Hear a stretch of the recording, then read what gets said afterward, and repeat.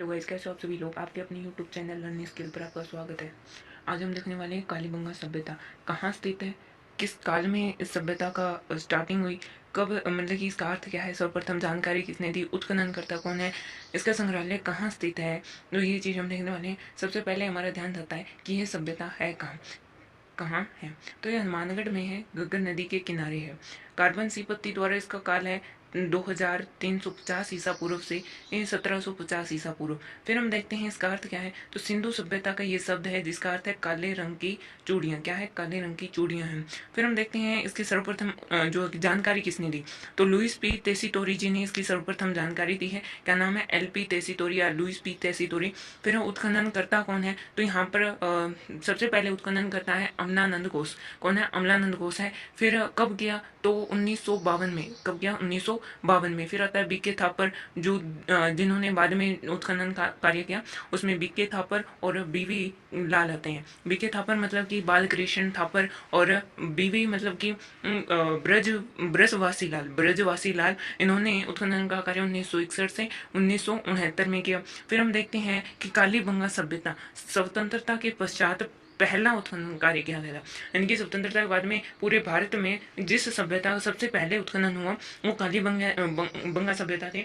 उसके अलावा हम देखें हैं तो ये क्या है? सिंधु सभ्यता की तीसरी राजधानी है। क्या है? सिंधु जो सभ्यता है उसकी तीसरी राजधानी है। और इसके संग्रहालय की बात करें कहाँ स्थित है, तो इसका संग्रहालय हनुमानगढ़ में स्थित है। और किसके द्वारा कराया गया? तो राज्य सरकार द्वारा स्थापित करवाया गया 1985 से 1986 में।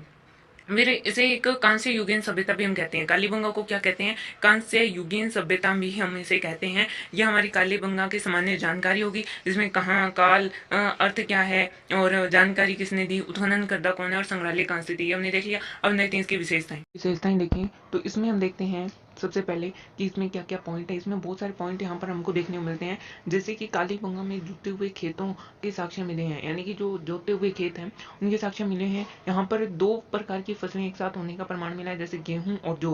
प्राचीन भूकंप साक्ष्य मिले हैं, यानी कि यहाँ के मकानों में दरारें हैं, जो कि पूरे विश्व में या भारत की बात करें तो भूकंप जो है प्राचीन की बात की गई है, सबसे प्राचीन भूकंप है। बलि प्रथा, समाधि प्रथा प्रचलित थी। यज्ञ और अग्नि वेदिका यहाँ पर मिली है। पुरोहित वर्गों का भी क्या है? विशेष महत्व था।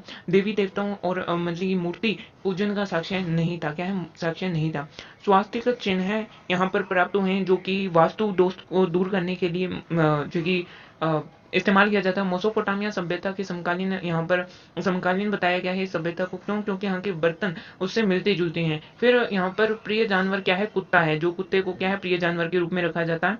और मध्य एशिया की अगर हम बात करें तो मध्य एशिया के साथ व्यापारिक संबंध था, क्योंकि यहाँ पर बहुत सारी वस्तुएं मिली हैं जो मध्य एशिया के सभ्यताओं से मिलती जुलती हैं। जैसे कि यहाँ पर मेसोपोटामिया से बर्तन मिलते जुलते हैं, वैसे ही है मध्य एशिया के देशों के साथ व्यापारिक संबंध है। कालीबंगा के मकान की बात करें तो यहाँ पर कच्चे ईंटों के मकान बने होते थे। किससे बने होते थे? तो कच्चे ईंटों के मकान होते थे। अगर मकान की अगर हम लंबाई, चौड़ाई और ऊंचाई की बात करें तो 35 गुना 15 गुना 7.5 ये जो है कि ईंट का साइज होता था। फिर यहाँ पर खिड़की और जो दरवाजे थे वो घरों में क्या होते हैं? पीछे की ओर खुलते थे। मेन सड़क पर ना खुल के पीछे की ओर। मकान की पत्ती की बात करें तो पद्धति यहाँ पर ऑक्सफोर्ड पत्ती या जाल पत्ती कह सकते हैं हम। इसके अलावा ग्रीक पद्धति और चेम्सफोर्ड पत्ती के जो कि यहाँ पर मकान है। इसके अलावा भवन का फर्श देखें तो सुंदर और अलंकृत रूप से बना हुआ था। नालियां यहाँ पर लकड़ी की हैं। सामूहिक तंदूर का यूज किया जाता है। इसके अलावा एक और विशेषता हम देखते हैं कि यहाँ पर एक सिक्के, मतलब कि सिक्के तो मिलते हैं कोई ना कोई सभ्यता में। यहाँ पर जो सिक्का मिला है उसके एक तरफ तो चीता है और दूसरी तरफ एक स्त्री की आकृति है, जो कि मात्र सत्तात्मक परिवार को दर्शाते हैं। ठीक है, तो यह हमारी कालीबंगा की विशेषता है।